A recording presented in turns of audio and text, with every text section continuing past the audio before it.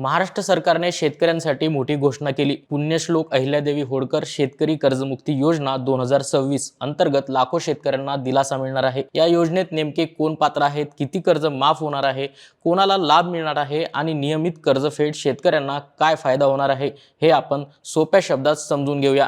नमस्कार, मी संदीप, तुम्ही पाहत आहात सकाळ। सर्वप्रथम सरकारने ही योजना का आणली हे समजून घेऊया। विरोधकांची मागणी तर होतीच, पण गेल्या काही वर्षात दुष्काळ, अतिवृष्टी, गारपीट आणि इतर नैसर्गिक संकटामुळे अनेक शेतकरी कर्जबाजारी झाले। अनेकांना पीक कर्जाची वेळेत परतफेड करता आली नाही, त्यामुळे ते बँकांच्या थकबाकीदार यादीत गेले आणि नवीन कर्ज मिळणे कठीण झाले। याच पार्श्वभूमीवर राज्य सरकारने ही कर्जमुक्ती योजना आणली। या योजनेत पात्र शेतकऱ्यांना जास्तीत जास्त 2 लाख रुपयांपर्यंत कर्जमाफी मिळणार आहे। महत्त्वाची अट अशी आहे की 1 एप्रिल 2019 ते 31 मार्च 2025 या कालावधीत घेतलेले पीक कर्ज असावे। हे कर्ज 30 सप्टेंबर 2025 रोजी थकीत असावे आणि 31 मार्च 2026 पर्यंत त्याची परतफेड झालेली नसावी। अशा परिस्थितीत शेतकऱ्याला 2 लाख रुपयांपर्यंतचा लाभ मिळू शकतो। आता अनेक बँकांचे कर्ज असेल तर काय होणार? जर एखाद्या शेतकऱ्याचे 2 किंवा अधिक बँकांमध्ये कर्ज असेल तर सर्व कर्जाची एकत्रित थकबाकी विचारात घेतली जाईल। मात्र सरकारकडून मिळणारी कमाल मदत 2 लाख रुपये इतकीच असेल। महत्त्वाचा मुद्दा, आधीच्या कर्जमाफीचा लाभ घेतलेल्या शेतकऱ्यांचं काय? महाराष्ट्र सरकारने या योजनेत नवीन अट टाकली आहे, त्यामुळे त्याचा फटका शेतकऱ्यांना बसणार आहे। आणि तो कसा? तर ज्या शेतकऱ्यांना महात्मा ज्योतिराव फुले शेतकरी कर्जमुक्ती योजना 2019चा लाभ आधीच मिळाला आहे, त्यांच्यासाठी वेगळा नियम आहे। अशा शेतकऱ्यांना जास्तीत जास्त 50,000 रुपयांपर्यंतचा लाभ मिळू शकतो। आता तुमचं कर्ज 2 लाखांच्या वर आहे, समजा एखाद्या शेतकऱ्याची थकबाकी 3 लाख रुपये आहे, तर इथं OTS सिस्टीम काम करेल। OTS म्हणजे वन टाइम सेटलमेंट। सरकार जास्तीत जास्त 2 लाख रुपयांची मदत देईल, उरलेले 1 लाख रुपये शेतकऱ्याला स्वतः भरावे लागतील। ती रक्कम भरल्यानंतरच OTS अंतर्गत कर्जमाफीचा लाभ मिळेल। यासाठी सरकारने 31 मार्च 2027 पर्यंत मुदत दिली आहे। राष्ट्रीयकृत खाजगी आणि ग्रामीण बँकातील NPA कर्ज खात्या अंतर्गत OTS योजनेचा लाभ मिळू शकतो। त्यासाठी सरकार आणि बँकांमध्ये स्वतंत्र वाटाघाटी होतील। आता महत्त्वाचा मुद्दा, जे शेतकरी नियमित कर्जफेड करतात त्यांचं काय? तर सरकारने फक्त थकबाकीदार शेतकऱ्यांनाच मदत दिलेली नाही, तर जे शेतकरी वेळेवर कर्जफेड करतात त्यांनाही प्रोत्साहनपर लाभ दिला जाईल। 2022-23, 23-24 आणि 24-25 या 3 आर्थिक वर्षापैकी कोणतीही 2 वर्षात कर्ज घेऊन ती वेळेत फेडले असेल तर अशा शेतकऱ्यांना 50,000 रुपयांपर्यंत प्रोत्साहनपर रक्कम मिळू शकते। आता शेतकऱ्यांचं कर्जच 50,000पेक्षा कमी असेल, त्यांना देखील 50,000 रुपये लाभ मिळणार का? तर नाही। ज्या शेतकऱ्याने 50,000पेक्षा कमी रकमेचे कर्ज घेतले आहे ते वेळेत फेडले असेल तर त्याने प्रत्यक्ष फेडलेली रक्कम किंवा किमान 5,000 रुपये प्रोत्साहनपर म्हणून दिले जातील।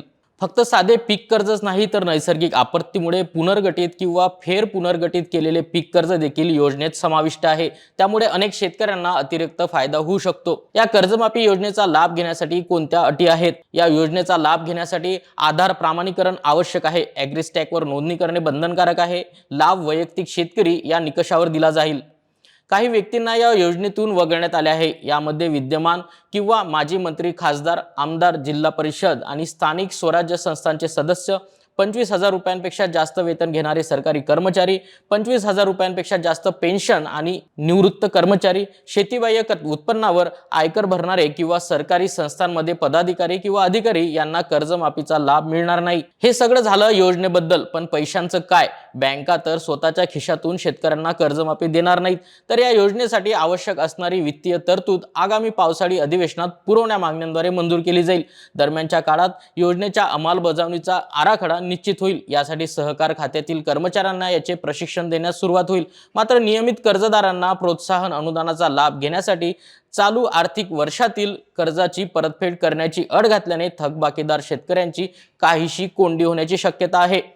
मंत्रिमंडळाने मंजुरी दिली तरी कर्जमाफीसाठी लागणारा पैसा हा काही लगेच उपलब्ध होणार नाही। हा निधी पावसाळी अधिवेशनात पुरवणी मागण्यांद्वारे मंजूर करण्यात येणार। या मंजुरीनंतर प्रत्यक्ष बँकांकडे निधी वर्ग होण्यास आणि शेतकऱ्यांची कर्ज खाती कोरी होण्यास किमान 2 ते 2.5 महिन्यांचा अवधी असेल।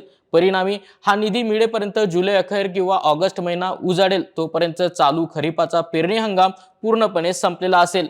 त्यामुळे तांत्रिक मंजुरीनंतरही प्रत्यक्ष पेरणीच्या वेळी शेतकरी मदतीपासून वंचित राहण्याची चिन्हे आहेत। या सर्वांवर शासनाकडून काय मार्ग काढला जाणार हे पुढील काही दिवसात स्पष्ट होईल। आता या योजनेवर भेदभावाचा आरोप देखील होत आहे। तो कसा?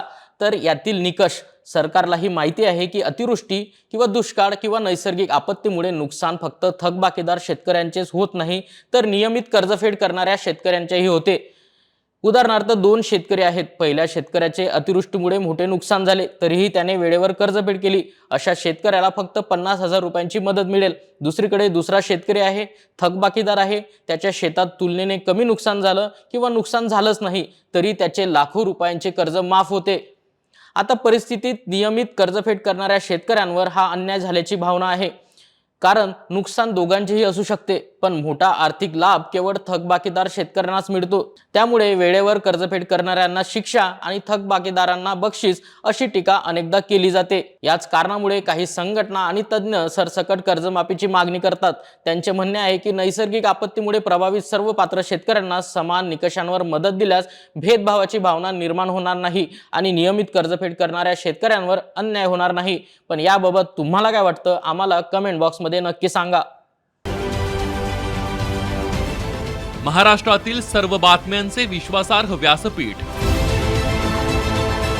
सकाळच्या सर्व सोशल मीडिया प्लॅटफॉर्मला लाईक, फॉलो आणि सबस्क्राईब करा.